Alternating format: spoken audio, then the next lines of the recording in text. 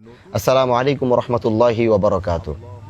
প্রিয় দেশবাসী, যে যেখান থেকে দেশ ও প্রবাস থেকে দেখছেন, সবাইকে আন্তরিক মোবারকবাদ জানিয়ে শুরু করছি আজকে আমাদের একটি যাত্রা। যে যাত্রায় আপনারা দেখছেন উপস্থিত আছেন আমার সাথে আমার শ্রদ্ধেয় বাবা হাজী শরীয়তুল্লাহ রহমতুল্লাহ আলাইহির বংশের পঞ্চম পুরুষ পীর মোহসিন উদ্দিন আহমদ দুদুমিয়া রহমতুল্লাহ আলাইহির সবচেয়ে ছোট সাহেবজাদা। তার 8 সন্তানের মধ্যে 5 জনই আল্লাহর মেহমান হয়ে গেছেন। বাবা সহ এখন আমাদের এই আস্তানায় 3 জন মুরব্বী বেঁচে আছেন।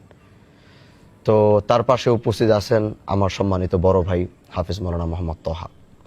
আজ আমরা এসেছি জাতির সামনে, জাতির কাছে কিছু সত্য প্রকাশ করার জন্যে। যেই সত্যগুলো অনেকটাই ধামাচাপা হয়ে গেছে।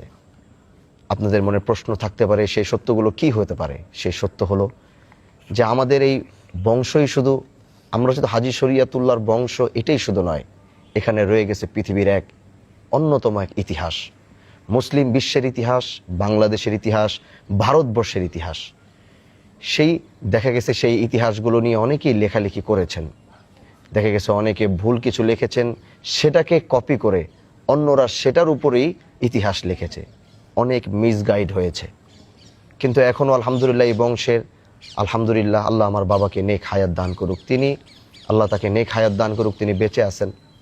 তার ভিতরে এই বংশের যেই সত্য ইতিহাসগুলো, তার নিজের কানে শোনা, মুরব্বীদের কাছ থেকে দেখা, পীর দুদুমিয়া থেকে শুরু করে যার কাছ থেকে শোনা কিছু সত্য ইতিহাস যেগুলো আছে, যেগুলো হয়তো খাতা কলমে আসে নাই, ইতিহাসবিদরা লিখতে পারেনি, হয়তো অনেকে আমাদের সাথে যোগাযোগ করেছে, হয়তো অনেকে আমাদের কাছে আসতে পারে না, লিখতে পারেনি। তো আজকে এই জন্য বাবাকে সামনে বসিয়েছি। আজ বাবার সাথে আমরা কিছু কথা বলতে চাই।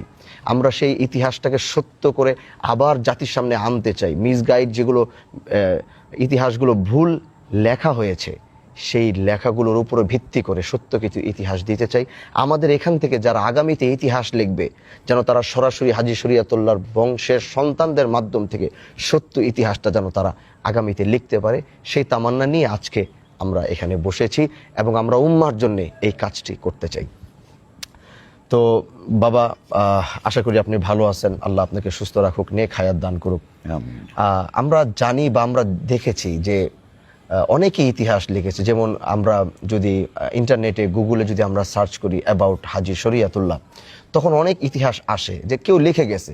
তো একটা মানুষ এখন সোশ্যাল মিডিয়ার সময় কেউ যখন হাজী শরীয়তুল্লাহকে জানতে চায়, হঠাৎ করে তার সামনে কোনো বই আসে না, হঠাৎ করে তার সামনে কোনো ইতিহাসের বই নেই। সে কি করে, আস্তে করে মোবাইলটা বের করে সে কিন্তু ওই গুগলে সার্চ করে যে হু ইজ হাজী শরীয়তুল্লাহ। তখন ওখান থেকে যা আসবে ওইটাই কিন্তু দেখে সে একটা ধারণা নেয়। কিন্তু আমরা ওখানে দেখেছি যে এমন এমন কিছু বিষয় ওখানে উল্লেখ করা যেটা আমাদের সব বংশের সাথে না।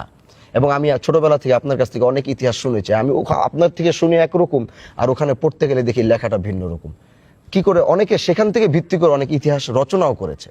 তো আমরা চাই যে সেখান থেকে কিছু কিছু জিনিস আমরা একটু নতুন করে এই সত্য ইতিহাসগুলোকে আরেকটু আনতে চাই। এখান থেকে বা আমাদের এটা সোশ্যাল মিডিয়া হবে, হয়তো লাখ লাখ মানুষ দেখবে, দেশ বিদেশে যাবে, যারা ইতিহাস লেখে তারাও তাদের সামনে হয়তো ভিডিও যাবে, যে বংশের সন্তানরা তারা ইতিহাস ওরা এখান থেকে আবার কালেক্ট করবে।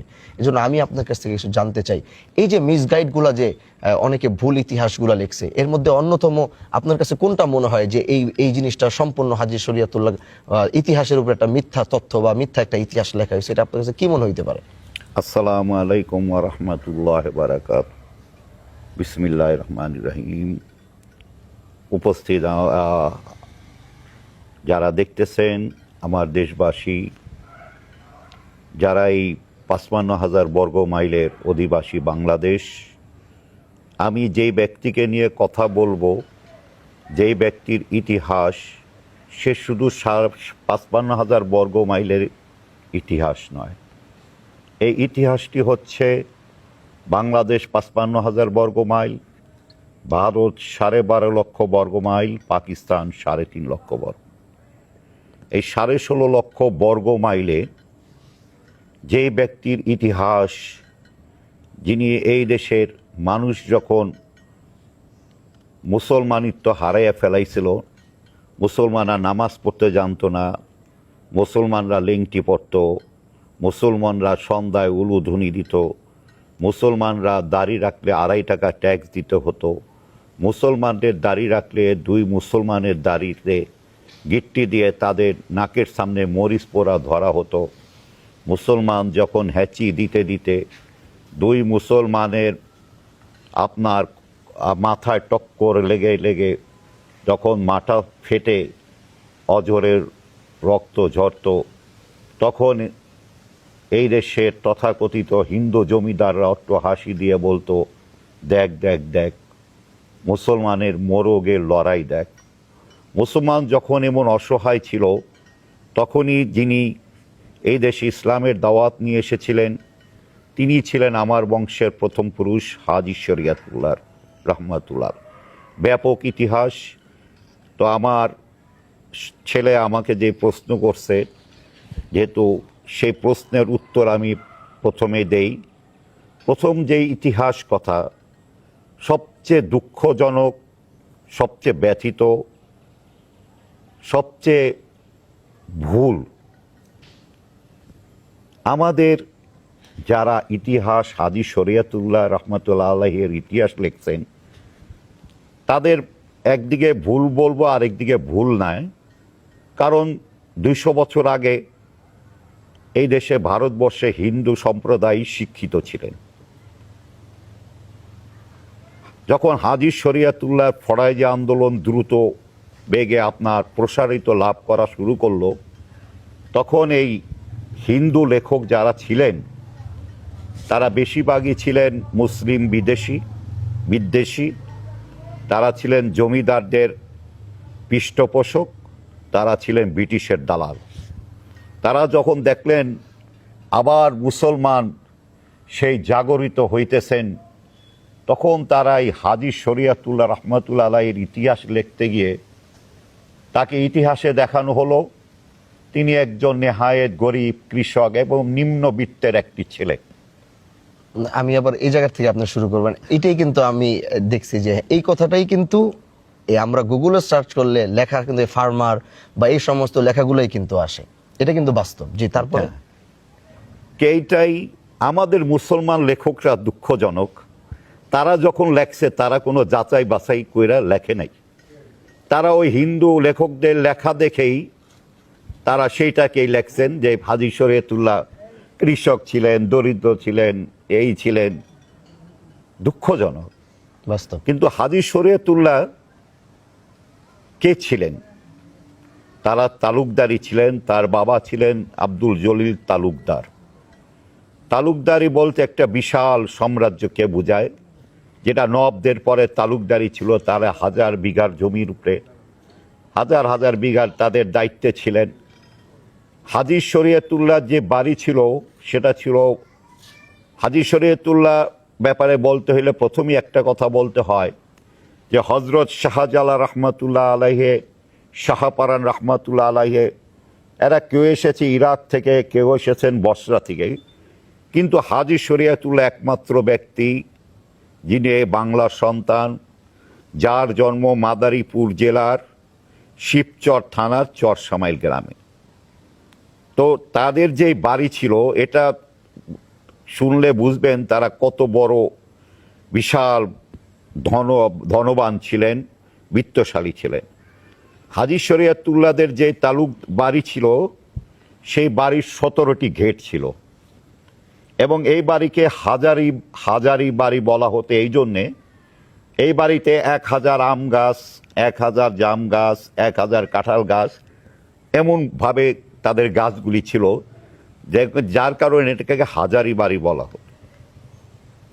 এবং এই যখন হাজী শরিয়তুল্লাহ রহমতুল্লাহ আলাইহির ছেলে দুদু মিয়া সাহেব যখন 1857 সালে আপনার ব্রিটিশ জেলে গেলেন, তারপরেই আপনার এই বাড়িটি আপনার পাশে আরিয়াল খান নদী ভাঙতে ভাঙতে এই বাড়িকে ভাঙা শুরু করলেন।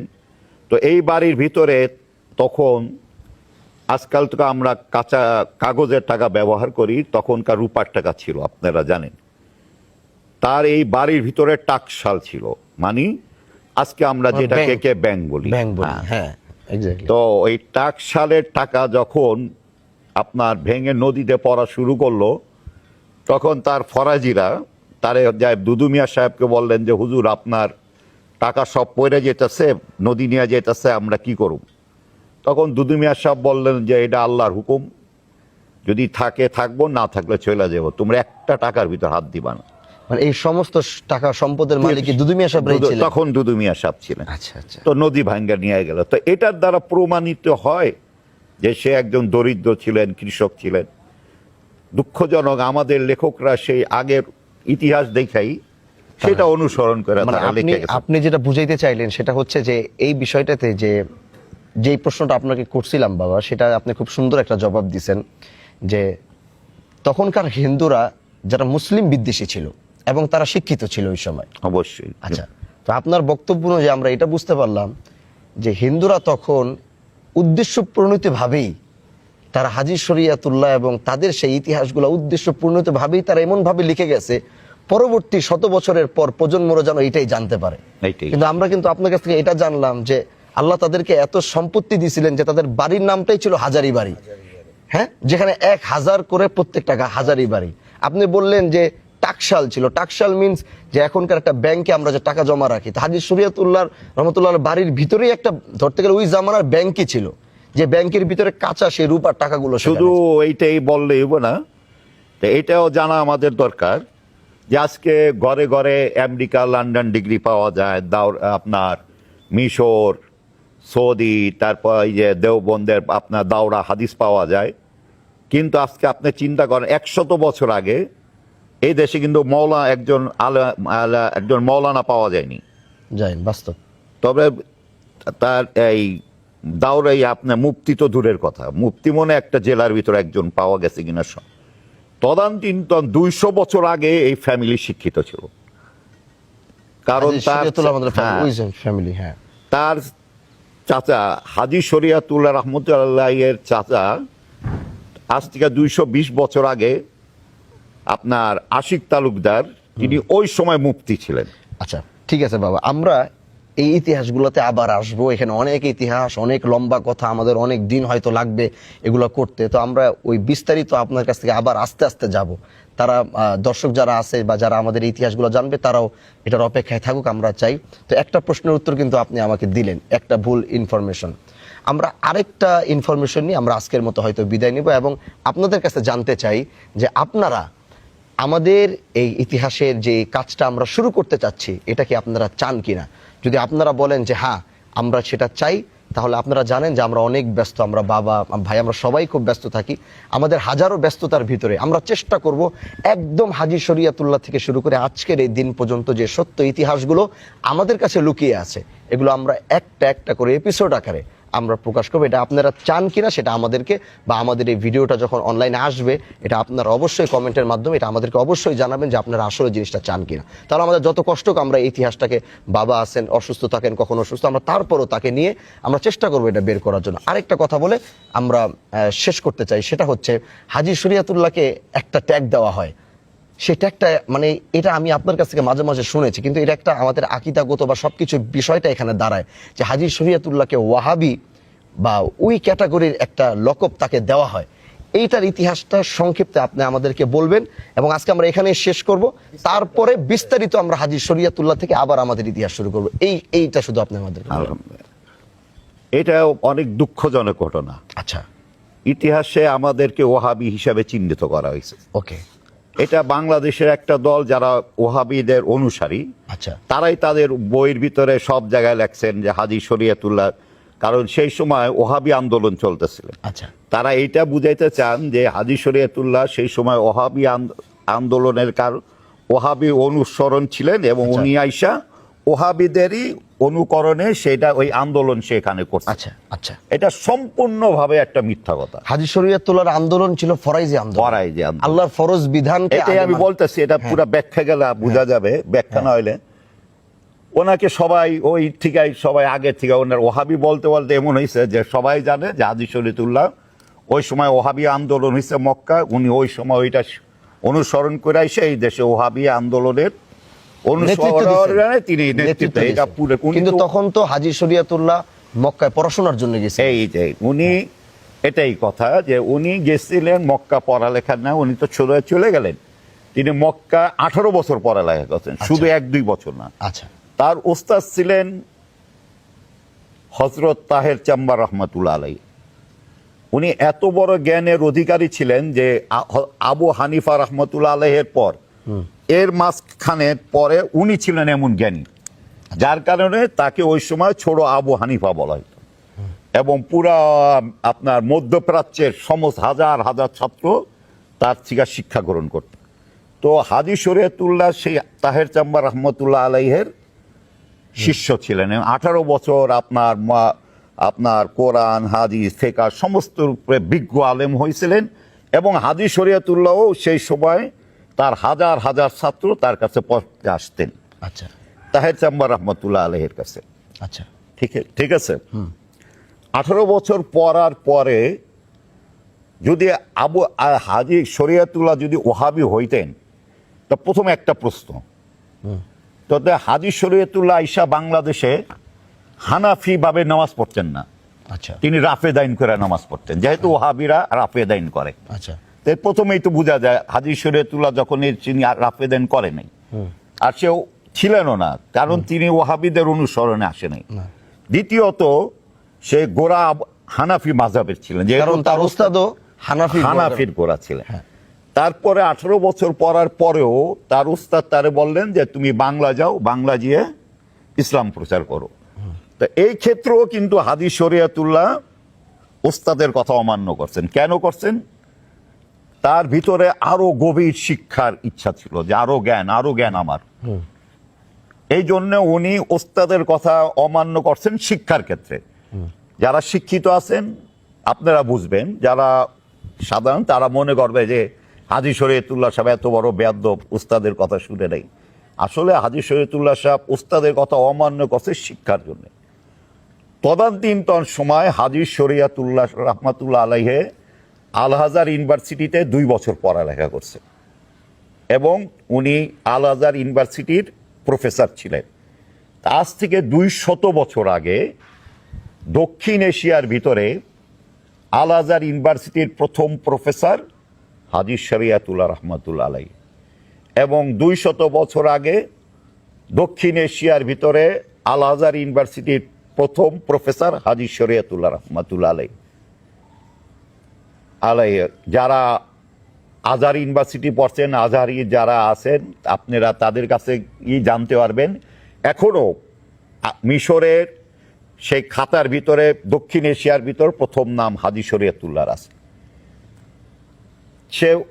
তারপরে উনি যখন এই দেশে আসলেন ইসলামের দাওয়াত দিতে, আয়সা উনি দেখলেন যে মুসলমান লিঙ্কটি পরে, আজান নাই, মসজিদ নাই, নমাজ নাই, মানুষ মুসলমান হিন্দু সংস্কৃতির সাথে মিশা তার আনন্দ ফুর্তি লিপ্ত হয়ে গেছেন।